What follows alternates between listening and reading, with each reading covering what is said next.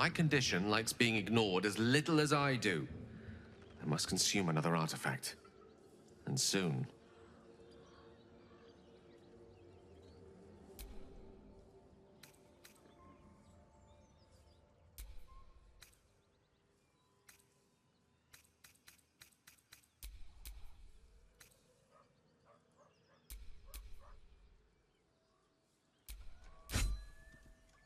Thank you.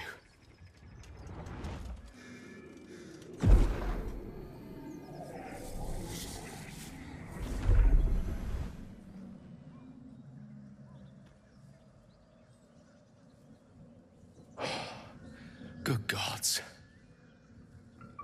It hardly has any effect. Oh, Mystra, have mercy on us all. Listen, I need to speak to you, to all of you. It would be unconscionable of me to remain silent.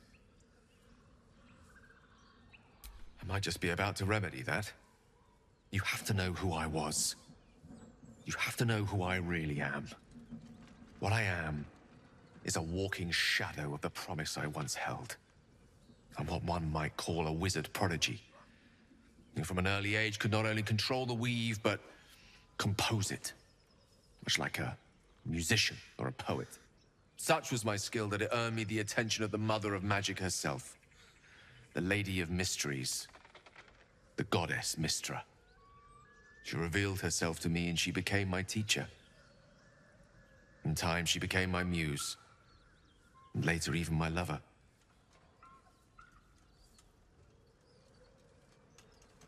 Oh, yes. We enjoyed each other's company. Body, mind, and soul. But even so, I desired more. You see, no matter how powerful a wizard we mortals can become, we never scratch more than the surface of the weave. Mystra keeps us in check. There are boundaries she doesn't let us cross. Yet, every time I was with her, I stood on the precipice, gazing into the wonders that lay beyond. I sought to cross her boundaries. I tried to convince her. I pouted. I pleaded. Swore my ambition was only to serve her better. But she only smiled and told me to be contented. But inconceivable as it seems to me now, I shared a bed with a goddess, and yet I wasn't satisfied. So I sought to prove myself worthy to her instead. We come now to the crux of my folly. Shall I share the story behind it, or would you rather head straight to its sordid finale? Very well. Here goes. Once upon a very long time ago, a mighty lord lived in a tower. A flying tower, to be precise. I'll save his history for another time, but the gist of it is that he sought to usurp the goddess of magic so that he could become a god himself. And he almost managed, but not quite. And his entire empire, Netheril, came crashing down around him as he turned to stone. The magic that was unleashed that day was phenomenal. Roiling like the prime chaos that outdates creation. Even the weave itself could not withstand the onslaught. It fractured, then shattered, and all magic was lost to the mortal realms, until the day Mystra returned.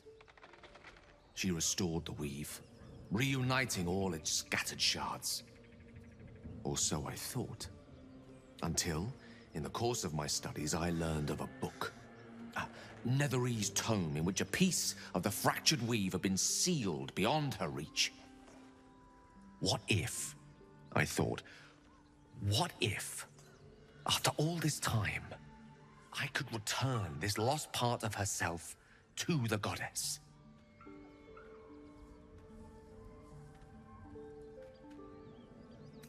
You know me. My gestures can never be grand enough. I was certain that this deed of raw power, draped in romance, would convince Mystra to take me by the hand and welcome me into her hitherto forbidden domains. I was mistaken. I obtained the fabled book and took it into my study. As for what happened next... Here. Place your hand over my heart. Let me show you.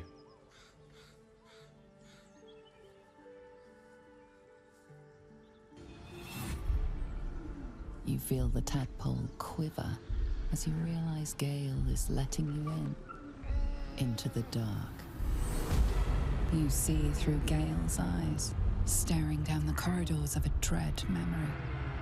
A book, bound, then suddenly opened. Inside there are no pages, only a swirling mass of blackest weave that pounces.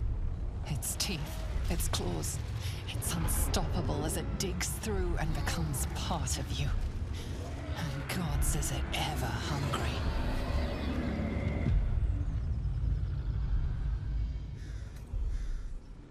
Thankfully, the moment I absorbed the fragment wasn't enough to kill me outright. It was only the beginning.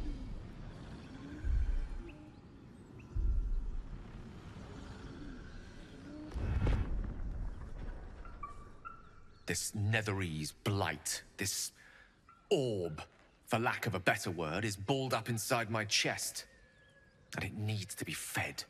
As long as I absorb traces of the weave from potent enough sources, it remains quiet. Were it ever to fully destabilize, however.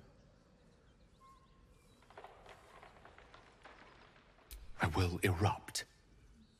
I don't know the exact magnitude of the eruption, but given my studies of Netherese magic, I'd say even a fragment as small as the one I carry, it'd level a city the size of Waterdeep. You thrice-damned rotten bastard! You've been the greatest threat to our lives all this time! I swear to you I wasn't. But I've no choice but to admit I am now. Perhaps it would be best if I leave and put as much distance between us as I can before the orb erupts.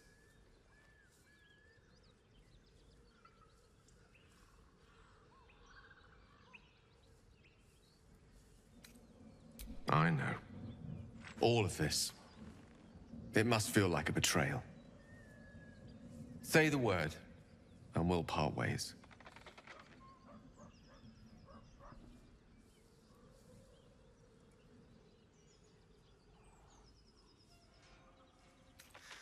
That is a great relief. Oh, a great relief indeed. You truly are a soul that steals my own. From all my new rallied heart, I thank you. I thank you all. I understand if you stand against me. I'm humbled if you stand with me. Either way, I will do my best not to let you down. I stand at a precipice, but if you do not give up hope, neither shall I. I'll fight. I'll resist as long as I can. Now, even I am tired of the sound of my own voice. Let us venture forth.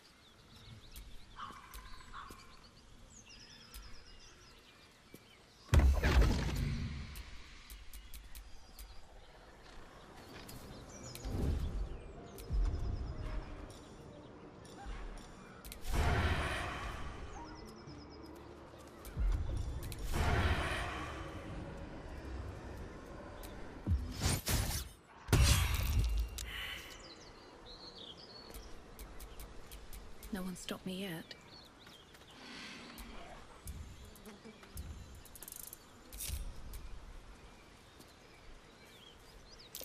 Something over there.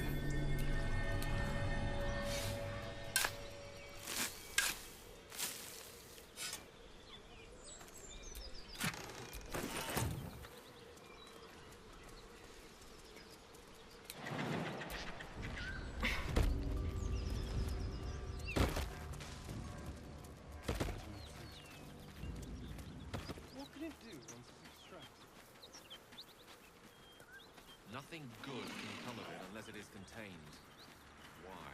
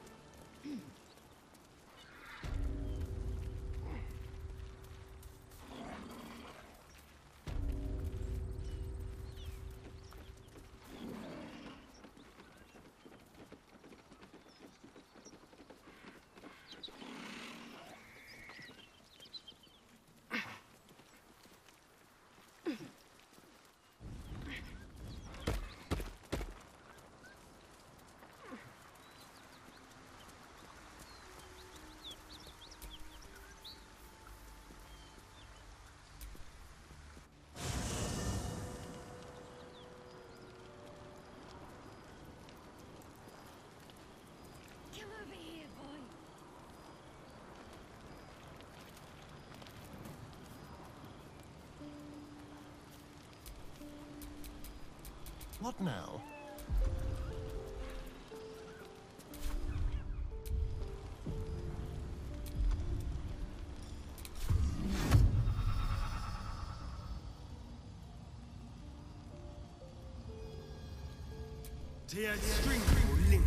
Best get going.